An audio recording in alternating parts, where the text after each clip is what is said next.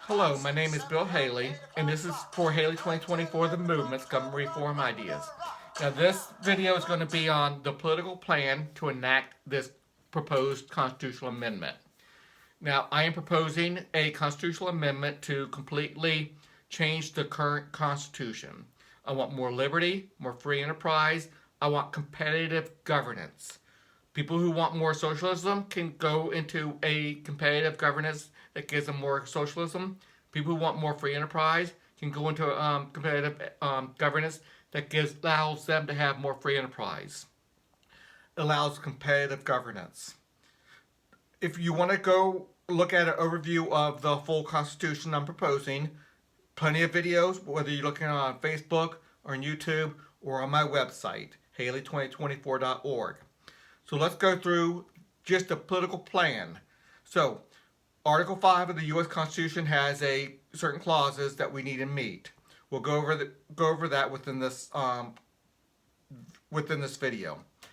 So, the political plan to enact the CRA constitutional amendment. How are we going to get this passed? 38 states need to pass an amendment. That's 3/4 of them. That's part of the Article 5 mandate. So we're going to pick the 38 least populated states. Why go after California, New York, Texas, Florida? Unless we can do it there. I'm not opposed to trying. But to have the least amount of people, you want to go to the 38 least populated states. About 43% of voters, it could be 30, anywhere between 38 to 45% of voters, depending on what election you're looking at, whether you're looking at total population, the registered voters, or people who actually vote. And also depending on what election, off election or presidential election, 2018 was dramatically different than 2016. Again, different in 2020. 2022 will be different.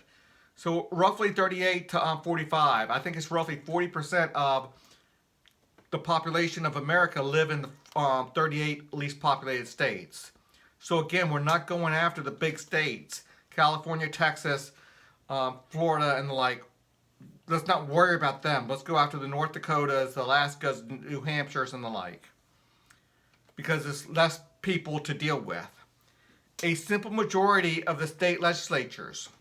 So it's highly important to understand the governor does not need to do this. The president, congressmen, senators don't need to be involved in this to amend the Constitution. A simple majority of the state legislators, 38 states, needed to ratify, so 30 to propose an amendment and 38 to ratify an amendment. So we're going to worry only about the 38. Let's not worry about the 30. 30 is less than 38, so we get 38 states that's willing to do it. But the important part of this slide is you get a simple majority.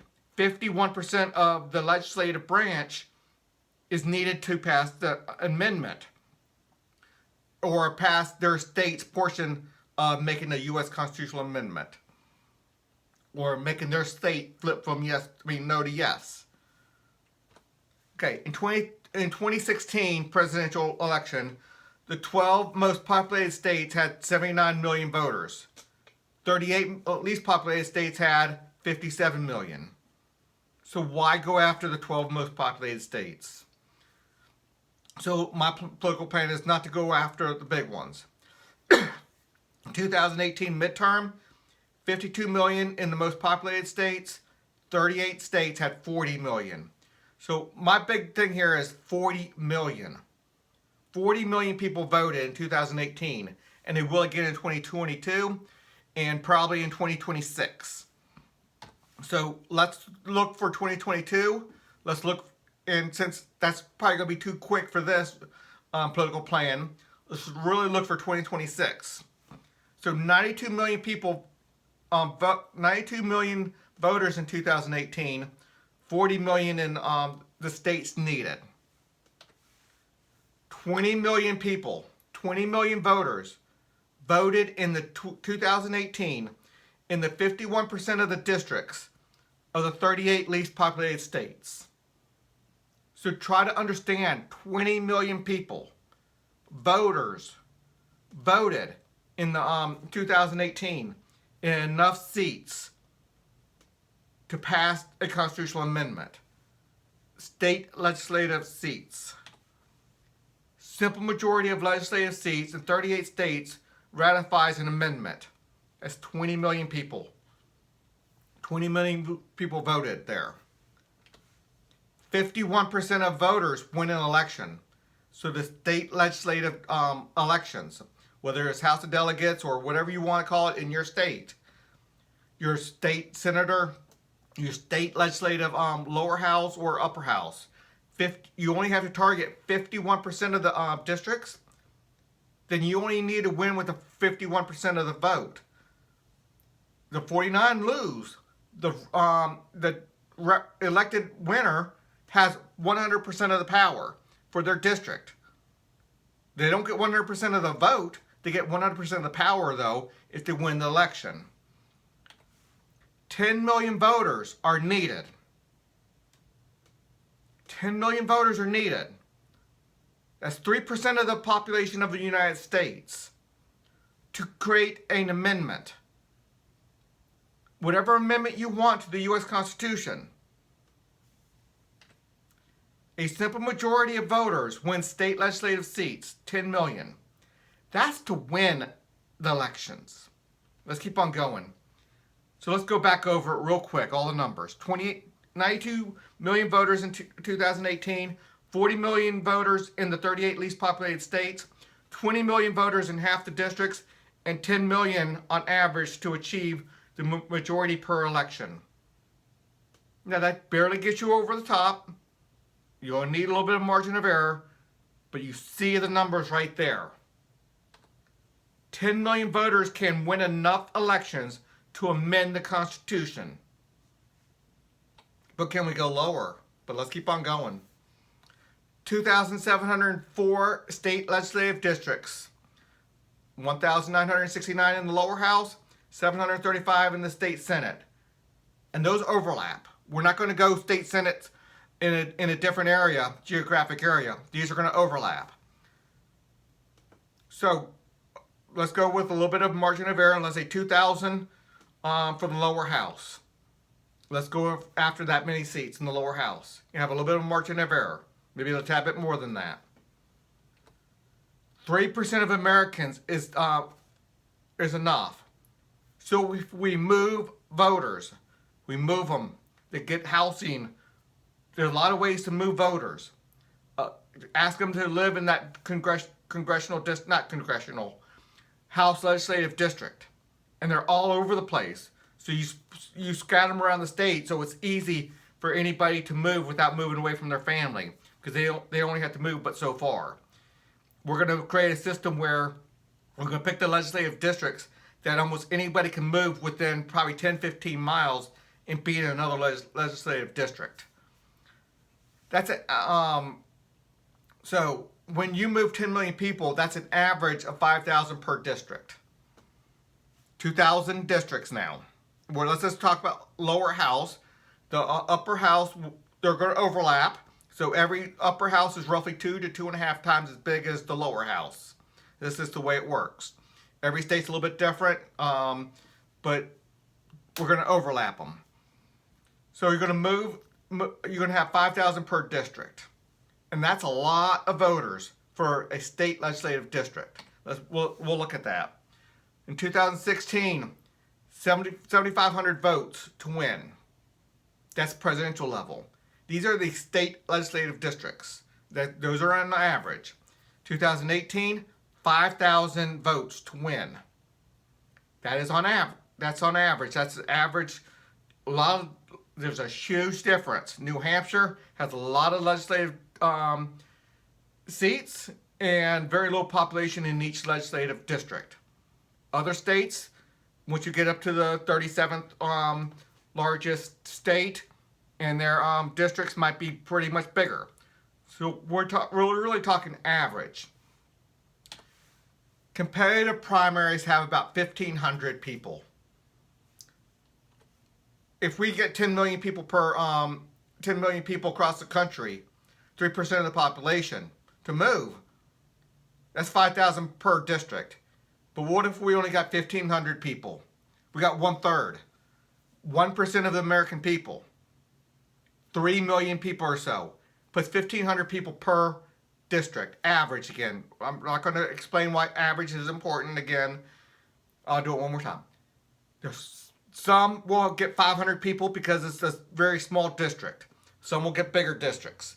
And they're separated with not as many. There's like 60 or 70 lower house.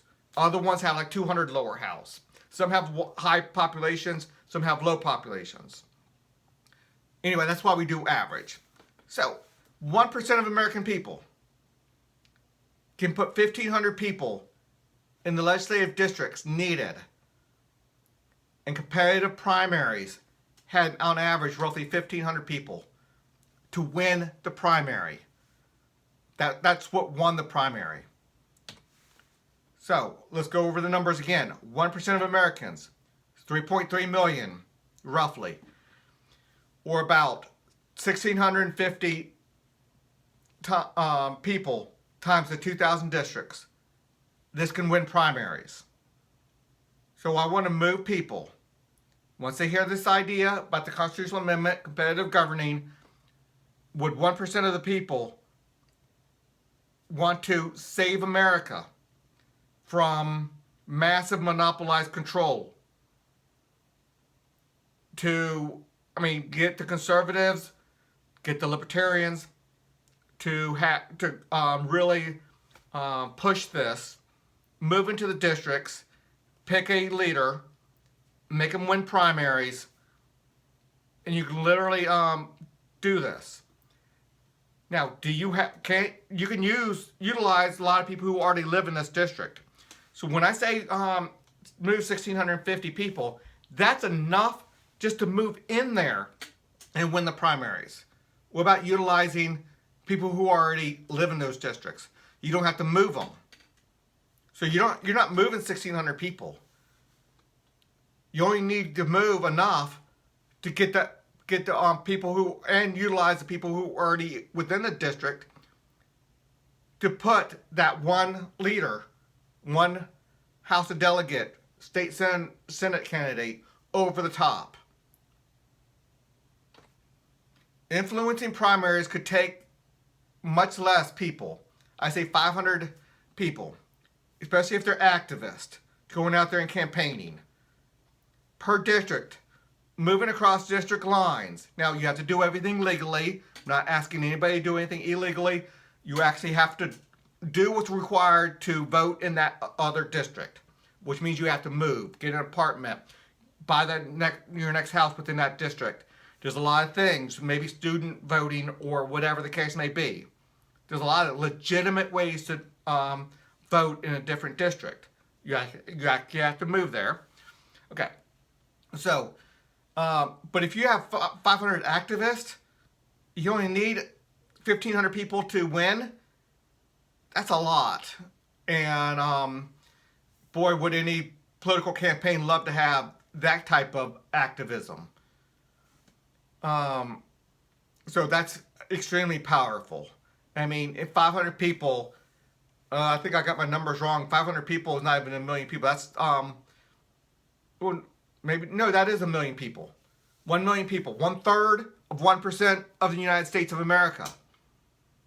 Can 1/3 of 1% of American, what if all Trump supporters really got motivated? Or all Bernie Sanders supporters really got motivated? All Ted Cruz supporters really got motivated?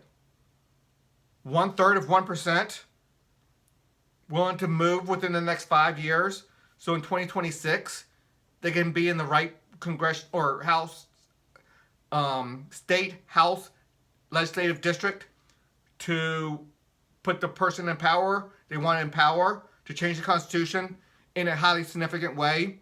Whether you're Bernie Sanders that wants more socialism, Ted Cruz wants more smaller government, more controls on government, or Rand Paul, or whether you like Hillary Clinton or whoever.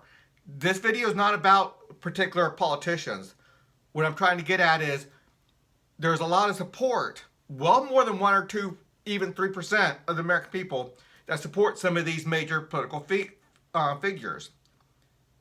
But their support is dispersed. And a lot of times when they have a lot of energy, it's like lighting a match on some fire in their hand, and it just goes poof. But if you put their energy, direct it within an engine, and you put that car in a correct direction, you can get something done significantly. So this is a political plan to really create that engine and put that car in the direction needed to do this. And I'll do that analogy in a little bit at the end. Concentrate on 38 states, 51% of the districts, probably 55% of the districts to get a good margin of error. And concentrate on just getting that majority. Concentrate on 38 states. I'm repeating myself, I keep on doing the same slides, but I really want to stress, I put it on different slides like this to really show you in one slide what we're dealing with. 10 to 15 million people. But that is to actually win, moving those people to actually win a district without utilizing anybody within that district already, which you'll have. So find 3,000 of the most dedicated people to run for office, state legislative seats. This is a margin of error, getting 2,200 in the state house, 800 in the state senates. So you have a margin of error. You need to train these people up really, really well. And you need to make sure all of them are dedicated to this good constitutional amendment, or at least many aspects of this constitutional amendment, to move us more away from government welfare to a charity system, to move us more away from socialism, give us better money, more away from monopolized government control, and give us competitive governance in many areas. Now, how much would it cost? Obviously, it's not going to be cheap. But $3 billion can give $1 million per candidate campaign. We just talked about $2,200 for the lower house, $800 for the upper house. That's 3,000 people. You get $3 billion, can give $1 million per candidate campaign. That's a lot of money for a state legislative campaign. Most state legislative campaigns is a fraction of this. There will be a few in California and Texas that go way up. For North Dakota, Alaska, some of these smaller states, this is massive money to do massive things. And utilizing that correctly, having a correct campaign, utilizing that money good, not just with TV commercials, but to activate your activists, can really make a big change and really make this campaign work. So, $3 billion sounds like a tremendous amount of money. But $3 billion in the scope of political campaigns is not a lot anymore. Jeff Bezos has $131 billion. Bill Gates, $96 billion. This was taken probably a year ago. I pulled these numbers off the web. They're probably changed by now for sure. But Warren Buffett, $82 million. Mark Zuckerberg, $62. Michael Bloomberg, how many billions of dollars is he spending? But is he spending it in the right way? He could get his supporters. Definitely much more than 1% think that climate change is such a huge deal that if he got those people motivated in the correct way, he's not going to just be wasting away his money. He can make significant progress. The Koch brothers, spending a ton of money. They have $50 billion each. They're spending a ton of money. And I'm thinking one of them passed away, so I'm sorry about putting his name up there now. But this was done about a year ago. Apologize, I'm not sure about that right now. Anyway, regardless, from libertarians to conservatives to liberals to middle of the roaders, they're spending a ton of money to put into their campaigns. Many, many billions of dollars are going into campaigns. Even Tom Steyer, who ran, has 1.6 billion. Could he have done it in this manner and made things, really big things happen? Yes, he could have. And anyway, so now I want to switch to this method of electing and amending the Constitution can be done in a very bad way. So, nefarious forces, foreign nefarious forces, or interior or within America nefarious forces. So it's an enormous prize. Americans' wealth and military might. A new constitution solves the ease of the constitution I want to put in there solves the ease of amending the Constitution. Because right now, with this method, it's too easy to do it. And obviously, by myself, I can't do it. I would need to get the support. But somebody with billions of dollars, they could. Foreign foes definitely have billions of dollars. Let's go over that a little bit. Could Russia or China send over 10 million people? I mean, 10 million people is not even 1% of their population. I mean, they could give each person 10 million people $50,000 each to come over here, flood our borders since Joe Biden made open borders to a very large degree, and finally get voting rights with H.R. 1 and Senate 1 bills. This is being done in March of 2021. They're putting election bills up there that are reduced down the integrity of the election significantly. And if people wanted to vote who were foreigners, they could. Or walk across the borders. So if we have open borders, could China or Russia send enough people over here with money to come over here and actually vote to say that they're in charge? They vote enough people in. They'll have to keep certain things secret, but they would vote to keep to vote for a constitutional amendment saying that the leader of China is now in charge of America and America is part of China. How hard would that be? How hard would that be if we allowed 10 million people from China to come in? Or some of the South America, Central America, or Mexico, for them to have, they already have 10, 20, 30 million people within the United States. Whole bunch in Texas, whole bunch in California. They're spread around too much to have the political influence right now. A ton of influence in California for sure. And it's not working out well for them. Now, let's keep on going. The Soviet Union certainly had the population to send over here and now easily outvote Americans in the Cold War. So in the 60s and 70s, if we had open borders, like we're going too much now, could Russia just send over enough people, strategically put them into state legislative districts, and let them vote for a leader who would say Russia is the Soviet Union is now in charge of America and we're one of their satellite states? Certainly they could have, if we allowed them to do it. If we allowed open borders. Open borders in a democracy. It's not a good thing, not just because Milton Friedman said about welfare, but we allow them to come over and outvote us.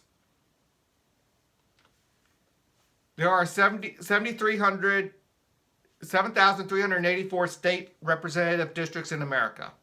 That's the Senate and the House. At least that's what I found online.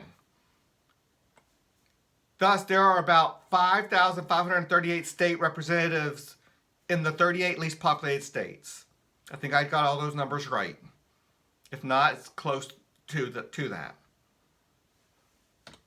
Therefore, the group would target about 3,000 districts to have a margin of error.